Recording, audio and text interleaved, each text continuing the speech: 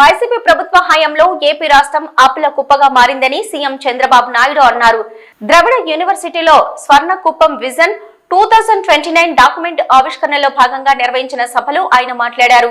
ఈ నేపథ్యంలోనే ప్రతి ఇంటికి పారిశ్రామికవేత్త ఉండాలనేది విజన్ అని తెలిపారు. 2014-19 మధ్య ఏపీని అభివృద్ధి పథంలో నడిపించామని చంద్రబాబు అన్నారు. ఇక రాబోయే రోజుల్లో కుప్పం అభివృద్ధి కోసం ప్రణాళికలు రూపొందించామన్నారు. ఈ మేరకు ప్రతి సంవత్సరం ఎటువంటి పనులు చేపట్టాలనే దానిపై ఆలోచన చేశామని చెప్పారు. కుప్పానికి పెట్టుబడులు తీసుకొచ్చి ఉపాధి కల్పిస్తామని తెలిపారు.